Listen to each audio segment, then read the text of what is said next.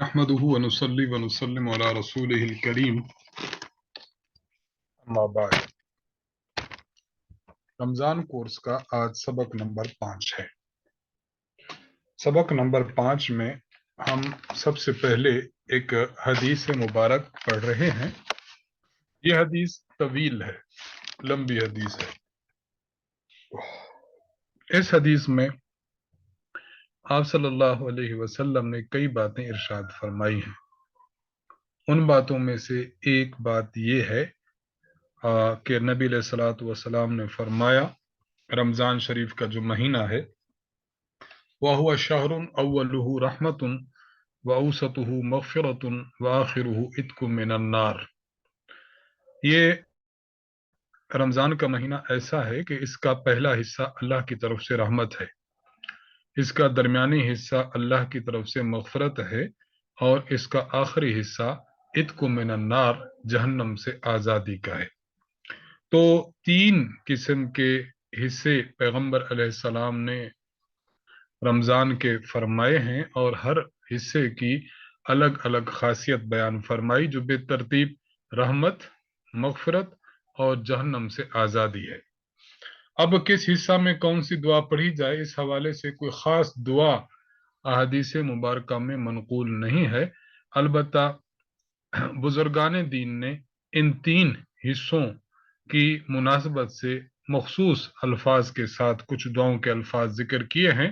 اگر انسان ان کو سنت سمجھتے ہوئے نہ پڑھے بلکہ محض جائز سمجھتے ہوئے اور اللہ تعالیٰ سے مغفرت، رحمت اور جہنم سے آزادی کی امید کے ساتھ پڑھے تو انشاءاللہ العزیز یہ دعا کارگر ثابت ہوگی۔ پہلے عشرہ میں جو دعا بزرگان دین نے ذکر کی ہے وہ ہے یا حی یا قیوم برحمتک نستغیث، اے زندہ ذات اور اے تھامنے والی ذات، آپ کی رحمت ہی سے ہم مدد طلب کرتے ہیں۔ اور یہ دعا پڑھیں رب اغفر وارحم وانت خیر الراحمین، اے میرے رب مجھے بخش دے اور مجھ پر رحم فرما، اور آپ رحم کرنے والوں میں بہترین ذات ہیں۔ دوسرے عشرے میں یہ دعا پڑھی جائے استغفر اللہ ربی من کل ذنب واتوب الیہ۔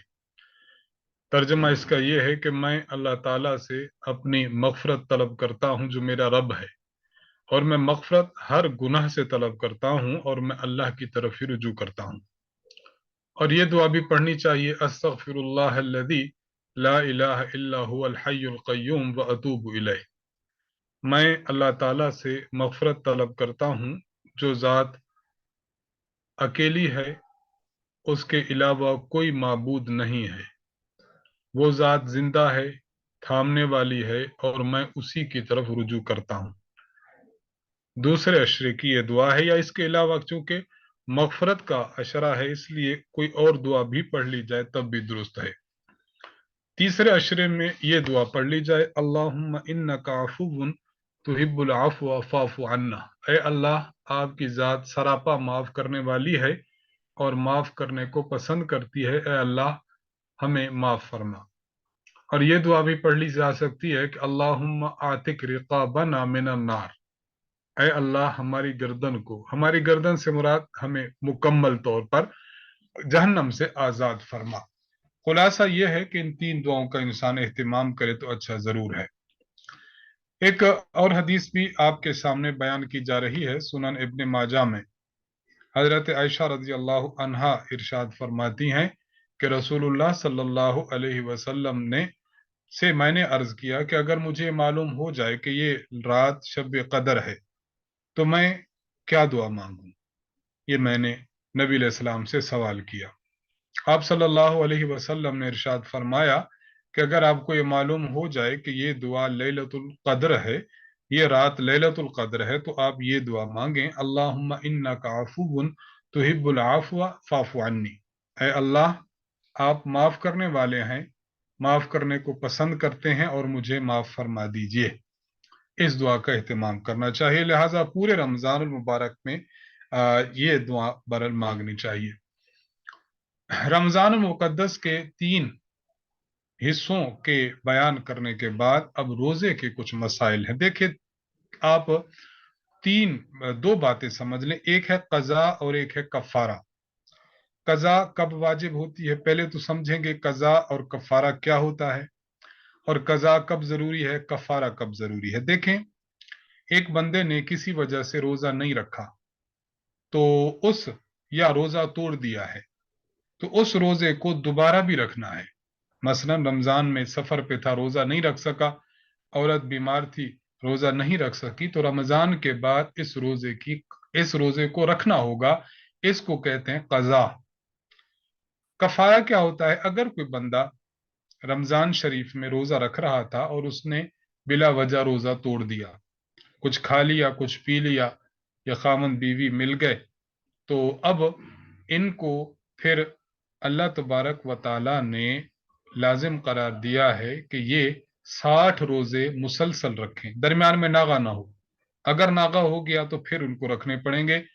तो अगर रोजा तोड़ा हो तो रोजा तोड़ने की वजह से जो 60 रोजे मुसलसल रखे जाते हैं, उनको कहते हैं कफारा के रोजे, उन्हें कहा जाता है कफारा के रोजे। तो कज़ा और कफारा में बुनियादी फर्क यह है कि कज़ा उस एक रोजे के बदले एक रोजा रखना, और कफारा के इंसान को थोड़ी तंबीह करने के लिए 60 मुसलसल रोजे रखना। तो इन की आपने तारीफ भी समझ ली और इनमें फर्क भी आपने समझ लिया, और साथ साथ ये भी समझ लिया कि ये वाजिब कब होते हैं।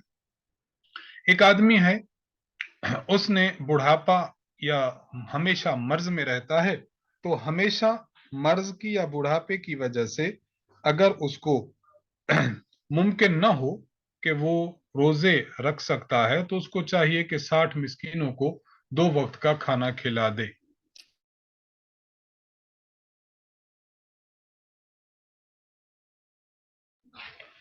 तो अगर कोई शख्स रमजान के रोजे नहीं रख सकता, बीमारी की वजह से या बुढ़ापे की वजह से, और उसे ये उम्मीद नहीं है कि आइंदा जिंदगी में मैं ठीक हो जाऊंगा और रोजे रखूंगा, तो ऐसा शख्स फिर हर रोजे के एतबार से जो है वो दो मिस्किनों को दो एक मिस्किन को 2 वक्त का खाना खिलाता रहे। बल्कि यूं समझिए, मैं बाद में अर्ज करूंगा, पहले इसी को देख लेते हैं। ये जो हमने कहा कि कफारा के रोजे, तो कफारा के रोजे मुसलसल 2 महीने रखने हैं। लेकिन अगर किसी शख्स ने रोजा तोड़ दिया, लेकिन अब मुसलसल 60 रोजे नहीं रख सकता, बुढ़ापे की वजह से या हमेशा की बीमारी की वजह से, तो अब ये शख्स कफारा के रोजों के बजाय 60 मिस्कीनों को 2 वक्त का खाना खिला दे, तो बस अब इसकी तरफ से वो 60 रोजे अदा समझे जाएंगे। तो कज़ा और कफारा के रोजों के मुतालिक चंद मसाइल आपकी खिदमत में पेश किए जा रहे हैं। एक बंदा कज़ा के रोजे रखता है, एक कफारा के।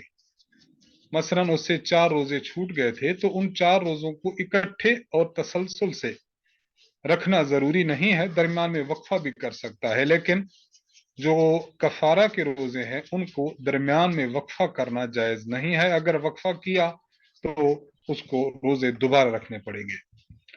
कज़ा खुद रखनी है, कज़ा किसी और से नहीं रखवा सकते। एक बंदे ने रमजान का रोजा तोड़ दिया और जानबूझकर तोड़ा, तो अब उस एक रोजे के बदले में एक रोजा रखना भी उस पर वाजिब है, जिसे कज़ा कहेंगे। और रोजा तोड़ने की वजह से 60 रोजे मुसलसल रखना भी उस पर वाजिब है, जिसे कफारा कहेंगे। तो एक रोजा तोड़ने की वजह से 60 प्लस एक रखना पड़ता है। और जैसा कि पहले अर्ज किया कि अगर कोई रोजा रख ही नहीं सकता 60 तसलसल से, तो फिर 60 मिस्किनों को 2 वक्त का खाना खिलाना इस बंदे पर वाजिब है। अच्छा, एक बात ये जहन में रख लीजिए कि दरमियान में अगर नागा हो गया इन 60 रोजों का, कफारा के 60 रोजों को रख रहा था, दरमियान में नागा आ गया, तो अब दोबारा रोजे रखने पड़ेंगे और काउंटिंग उनकी एक से शुरू होगी। यानी हम ये कह देंगे कि गोया उसने रोजे रखे ही नहीं है, पिछले रोजों का एतबार नहीं होगा, अब दोबारा रखने पड़ेंगे। हाँ, इसी तरह अगर एक बंदा बीमार है, बीमारी की वजह से रोजों के दरमियान वक्फ आ जाए, तब भी उसके लिए दोबारा से रोजे रखना होंगे। लेकिन अगर एक औरत है जिसको कफारा के रोज़ों के दरमियान अयाम आ गए, मेंसेस शुरू हो गए हैं, तो जो दरमियान में नागा हुआ है वो तो माफ हो जाएगा। अलबत्ता मेंसेस खत्म होने के बाद बकिया रोजे रखना शुरू कर दे। 20 रोजे रखे थे, मेंसेस आ गए, तो 20 के बाद जब पाक हो तो फौरन फिर अगले रोजे शुरू कर दे। तो मेंसेस के आने की वजह से दरमियान का वक्फा शुमार नहीं होगा, यूं समझेंगे कि इसने मुसलसल रोजे रख लिए हैं। अलबत्ता अगर डिलीवरी हुई है, बच्चा पैदा हुआ है और औरत को निफास का खून आया, तो अब जो नागा हुआ है, तो इस नागे की वजह से अब दोबारा शुरू से रोजा रखना होगा 1 2 3 4 से। कफारा के मुतालिक ये बात भी समझ लें, अगर एक ही रमजान शरीफ में एक बंदे ने 2 3 रोजे तोड़ दिए तो कजा तो हर एक की अलग अलग होगी, लेकिन कफारा वो एक दफा ही देगा, यानी 2 माह रोजे रखने का। एक आदमी है, उसने कफारा देना है, कब देगा? जब उसने रमजान का अदा रोजा तोड़ा हो। चुनाचे अगर कोई शख्स रमजान का अदा रोजा नहीं तोड़ता, बल्कि वो शख्स रमजान की कजा का रोजा तोड़ रहा था, तो उस पर कफारा नहीं है। अच्छा, रमजान का अदा रोजा भी तोड़े और जानबूझकर तोड़े, और ऐसी चीज के साथ तोड़े जो ग़िज़ा या दवा के तौर पर खाई जाए। मसलन वो रमजान शरीफ में भूल कर कोई चीज खाता है, तो अब भूल कर जो खाए तो जाहिर बात रोजा नहीं टूटा उसका, जानबूझकर नहीं खाता। इसी तरह अगर सख्त बीमार हो गया और मरने के करीब हो गया, या उसका मर्ज बढ़ चुका है और उसको कोई पानी पिलाना पड़ गया, दिल की दवाई उसको खानी पड़ गई, तो अब सिर्फ कजा तो होगी, कफारा नहीं होगा। सिर्फ कजा होगी, कफारा नहीं होगा। तो ये कजा और कफारा के कुछ मसाइल थे। मैं दोबारा अर्ज करना चाहूंगा कि रमजान का रोजा तोड़ा या छोड़ा, तो उसकी जगह पर एक रोजा जो रखना होगा, उस रोजे को कजा कहते हैं। और जानबूझकर तोड़ने की वजह से जो रोजे मुसलसल बंदे ने रखने आए, उन्हें कफारा के रोजे कहते हैं। तो ये कजा और कफारा में फर्क है। आज के सबक की तीसरी चीज आज की दुआ है। दुआ ये है कि इंसान जब नया फल देखे और उसे खाने लगे, तो उस वक्त ये दुआ पढ़े। ये दुआ सही मुस्लिम हदीस नंबर 3400 में मौजूद है। आप सल्लल्लाहु अलैहि वसल्लम ने ये सिखाई है। मैं पढ़ रहा हूं, आप भी साथ साथ पढ़ते रहें। अल्लाहुम्मा बारिक लना फी समरिना व बारिक लना फी मदीनतिना। ऐ अल्लाह, हमारे फलों में और हमारे शहर में बरकत अता फरमाइए। अल्लाहुम्मा बारिक लना फी समरिना व बारिक लना फी मदीनतिना। आज की सूरत हम पढ़ रहे हैं, सूरत कुरैश। अऊज़ु बिल्लाहि मिनश शैतानिर रजीम। बिस्मिल्लाहिर रहमानिर रहीम। लिइलाफि कुरैश ईलाफिहिम रिहलतश शिताइ वस्सैफ फलियअबुदू रब्ब हाज़ल बैत अल्लज़ी अतअमहुम मिन जूइन व आमनहुम मिन खौफ। सदक़ल्लाहुल अज़ीम। सूरत का तर्जमा ये है। शुरू अल्लाह के नाम से जो बहुत मेहरबान निहायत रहम वाला है।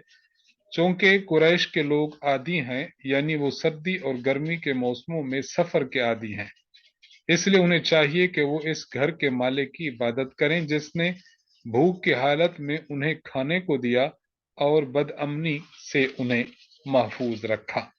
इस सूरत मुबारका का तर्जमा याद कीजिए, और जब इस सूरत को पढ़ें तो ये तर्जमा जहन में होना चाहिए।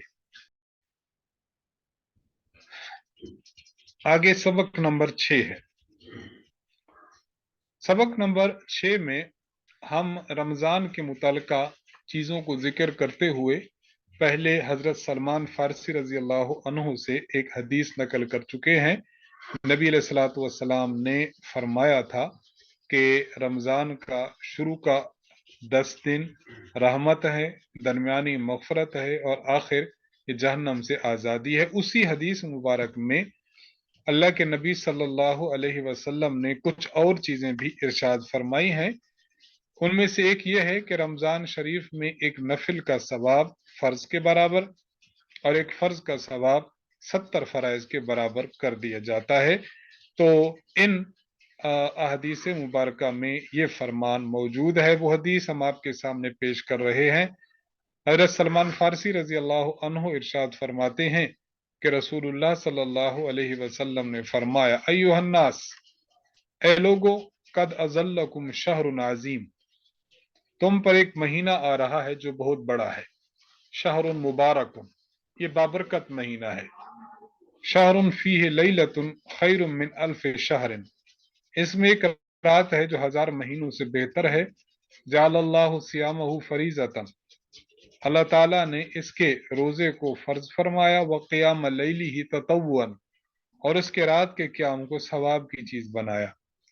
من تقرب فیہ بخصلۃ من الخیر، جو بندہ اس مہینہ میں کوئی نیکی کا کام کرے گا اور اللہ کا قرب لے گا تو کانا کمن ادا فریضۃ فیما سواہ، تو وہ ایسا ہے جس طرح رمضان کے علاوہ میں اس نے فرض ادا کیا، یعنی جو رمضان میں نفلی کام کرے گا اس کا ثواب فرض کے برابر۔ ومن ادا فیہ فریضۃ، اور جس بندے نے کوئی فریضہ سر انجام دیا، کانا کمن ادا 70 فریضۃ، وہ ایسے ہے جس طرح کوئی بندہ 70 فرائض ادا کرے، فیما سواہ، رمضان کے علاوہ۔ اب ظاہری سی بات ہے کہ اس سے بہت بڑی فضیلت ہے رمضان میں عمل کرنے کی، اور نبی علیہ السلام اس کا بے حد پابندی فرماتے تھے اور اتنی زیادہ محنت اور مشقت فرماتے تھے۔ حضرت عائشہ صدیقہ رضی اللہ عنہا فرماتی ہیں کہ رسول اللہ صلی اللہ علیہ وسلم جب رمضان آتا تو آپ کمر ہمت کس لیتے، یعنی آپ پہلے سے زیادہ محنت کرنے لگ جاتے۔ ثم لم وشد مئزرہ، کمر ہمت کس لیتے۔ ثم لم یأت فراشہ حتی ینسلخ، پھر آپ اپنے بستر پر تشریف نہ لاتے یہاں تک کہ رمضان گزر جاتا۔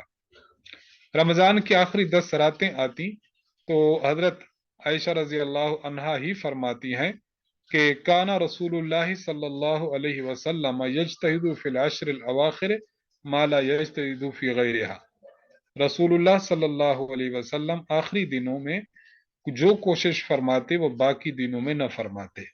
اس سے پتہ چلا کہ رمضان میں محنت کرنی چاہیے لیکن رمضان کے آخری عشرہ میں محنت زیادہ کرنی چاہیے۔ رمضان المبارک میں چونکہ اجر اور ثواب کئی گنا بڑھ جاتا ہے، اس لیے کوشش کرنی چاہیے کہ مستقل مزاجی کے ساتھ، اعتدال کے ساتھ اور اطمینان کے ساتھ انسان کو فرائض بھی ادا کرنے چاہیے، واجبات بھی، سنن بھی اور نفلی عبادات بھی۔ روزے کے متعلق جو مسائل چل رہے تھے قضاء اور کفارہ کے، اب ہے روزے کی نیت کا مسئلہ۔ دیکھیں رمضان شریف کے روزے کب تک کیے جا سکتے ہیں؟ جس وقت روزہ کا وقت ختم ہوتا ہے اس وقت سے لے کر آپ اس کی نیت کر سکتے ہیں نصف النہار شری۔ میں عرض کرتا ہوں نصف النہار شری کیا ہے۔ جب روزہ ختم ہوتا ہے، جب روزے کا وقت ختم ہوتا ہے تو روزے کا وقت ختم ہونے کے بعد سے لے کر جب تک سورج ڈوب جاتا ہے، جسے ہم کہہ دیں کہ مثلا آج سحری کا وقت ختم ہو رہا تھا 5 بجے اور افطار کا وقت ہو رہا ہے 6 بجے، تو 5 بجے سے لے کر 6 بجے تک ہم شمار کریں تو یہ 13 گھنٹے بنتے ہیں۔ یہ ہے نہار شری، یعنی شری دن۔ اس کو آپ 2 ٹکڑوں میں تقسیم کر لیں تو یہ 6.5 گھنٹے بنیں گے۔ اب صبح 5 بجے سے لے کر آگے پلس کر دیں 6.5 گھنٹے تو یہ تقریباً 11:30 بجے بنتے ہیں۔ اگر کوئی شخص رمضان شریف میں 11:30 بجے سے پہلے تک کچھ کھائے پیے نہیں تھا اور نیت اب کر لیتا ہے کہ میں روزہ رکھتا ہوں تو اس کی نیت معتبر ہوگی، اب یہ دن اس کا رمضان شریف کا روزہ شمار ہو جائے گا۔ اور اگر کوئی شخص نصف نہار शरी यानी शरी आधा दिन से जायद में नियत करता है, मसलन वो नियत करता है 12 बजे, 1 बजे, 2 बजे, शुरू से कुछ खाया हुआ नहीं है, पिया हुआ नहीं है, तो अब उसकी ये नियत मोतबर नहीं होगी, उसका ये रोजा नहीं होगा। तो रमजान शरीफ के रोजे की नियत अफजल तो यही है कि सुबह सादिक से पहले पहले कर लें, लेकिन अगर कोई ना कर सका तो निस्फ नहार शरी से करेगा। नंबर 2, नियत के हवाले से मसला ये जहन में रखें कि अगर कोई कज़ा रोजे रख रहा है, मसलन रमजान का रोजा छोड़ दिया था, कज़ा रोजा रख रहा है, या नजर गैर मुअय्यन है, ऐसी नजर मानी थी कि ये नहीं कहा था कि मैं फला दिन का रोजा रखूंगा, बस उसने कहा मैं अल्लाह के लिए 2 रोजे रखूंगा, तो कज़ा के रोजे हूं, नजर गैर मुअय्यन के, या कफारा के रोजे जो पहले आ चुका, इसकी नियत आप सुबह सादिक से पहले पहले करेंगे, यानी निस्फ नहार शरी तक के इसकी नियत मोतबर नहीं है, इसकी नियत सुबह सादिक से पहले पहले जरूरी है। अच्छा, अगर कोई शख्स नफिल के रोजे रख रहा हो, नजर मुअय्यन के हो या रमजान शरीफ के अदा रोजे हों, तो उसका हुक्म वही है कि निस्फ नहार शरी से पहले पहले उसकी नियत कर ली जाए, उसके बाद नियत मोतबर नहीं है, और इसके लिए शर्त है कि आपने कुछ खाया पिया न हो। जुबान से रोजे की नियत करना जरूरी नहीं है, नियत दिल के इरादे का नाम है, जुबान से इजहार कर लें अच्छा जरूर है, लेकिन लाजिम नहीं है, अहादीस में इसका सबूत मिलता भी है। यहां ये बात समझ लीजिए कि 5 चीजें ऐसी हैं कि उनसे रोजा नहीं टूटता। एक आदमी भूल कर कुछ खा पी लेता है, रोजा नहीं टूटा, 2-3 दफा खा पी लिया तब भी नहीं टूटा। आपने एक शख्स को देखा कि वो खा पी रहा है, तो अब उसको याद दिलाएं या याद न दिलाएं, तो देखा जाए कि अगर वो ताकतवर है, भूख प्यास को बर्दाश्त कर लेगा, उसको ज्यादा तकलीफ नहीं होगी, तो उसको रोजा याद दिला दें कि भाईजान आपका रोजा है। और अगर आपने देखा कि जो शख्स अब भूल कर खा पी रहा है, तो वो ताकत नहीं रखता, यानी रोजा से उसको तकलीफ होती है, तो फिर उसको याद न दिलाएं, उसको खाने दें। तीसरा मसला यह है कि अगर कोई शख्स थूक निकलता है जितना भी हो, तब भी रोजा नहीं टूटता। नंबर 4 कि अगर एक शख्स है, सहरी के वक्त उसने पान खाकर खूब कुल्ली कर ली थी, गरारा करके मुंह साफ कर लिया, लेकिन थूक की सुर्खी खत्म नहीं हुई, तो फिर भी कोई हर्ज नहीं है, रोजा दुरुस्त है। एक आदमी ने नाक को इतने जोर से सुड़का कि रींट अंदर चली गई, तब भी रोजा नहीं टूटा। मुंह की राल निकल गया, तब भी रोजा नहीं टूटा। एक आदमी है, मुंह से खून आ रहा है, लेकिन थूक से कम है और खून का मजा हल्क में मालूम नहीं हो रहा, तब भी रोजा नहीं टूटा।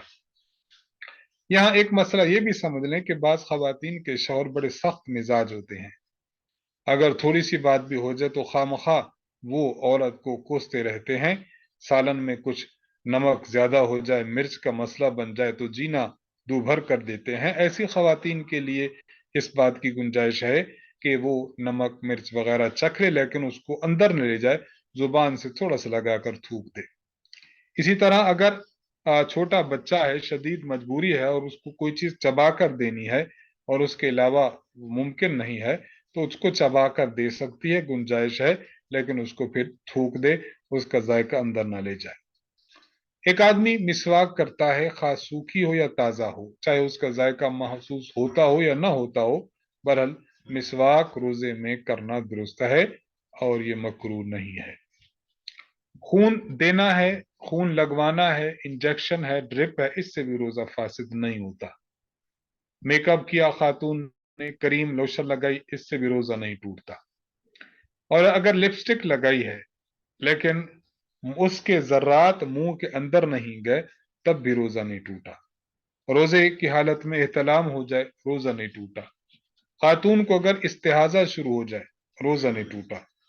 अगर कोई शख्स पाखाना के मकाम के इर्द गिर्द कोई दवाई लगाता है किसी बीमारी की वजह से, बशर्ते कि दवाई अंदर ना जाए, रोजा नहीं टूटता। एक बंदे को नजला जुकाम है, बाम लगाता है नाक के ऊपर, रोजा नहीं टूटता।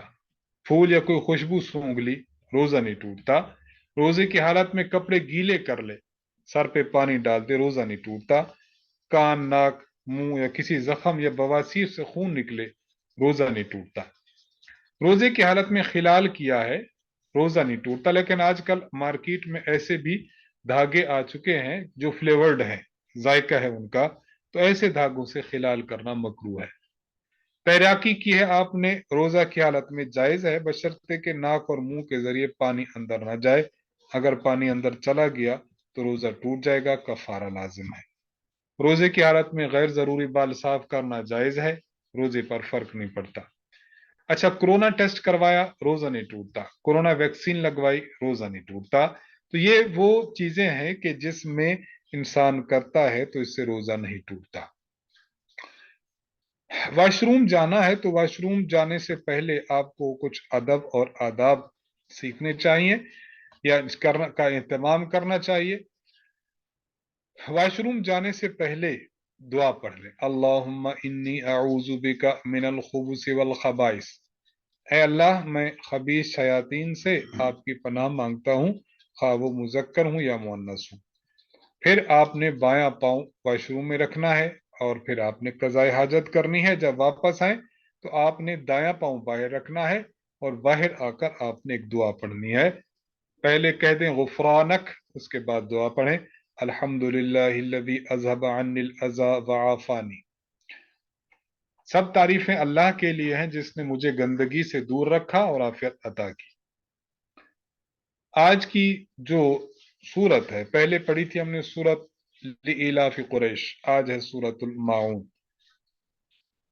بسم اللہ الرحمن الرحیم، ارأیت الذی یکذب بالدین فذلک الذی یدعو الیتیم ولا يحض على طعام المسكين فويل للمصلين الذين هم عن صلاتهم ساهون الذين هم يراءون ويمنعون الماعون۔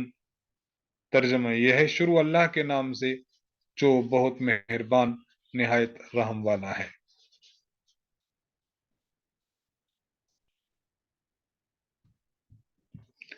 کیا تم نے اسے دیکھا جو جزا اور سزا کو جھٹلاتا ہے؟ وہی تو ہے جو یتیم کو دھکے دیتا ہے اور مسکین کو کھانا دینے کی ترغیب نہیں دیتا۔ بڑی خرابی ہے ان نمازیوں کے لیے جو اپنی نماز سے غفلت کرتے ہیں، جو دکھاوا کرتے ہیں اور دوسروں کو معمولی چیزیں دینے سے بھی انکار کرتے ہیں۔ سبق نمبر 6 مکمل ہو گئے۔ انشاءاللہ العزیز کل ہم سبق نمبر 7 سے پڑھیں گے۔ وآخر دعوانا ان الحمد للہ رب العالمین۔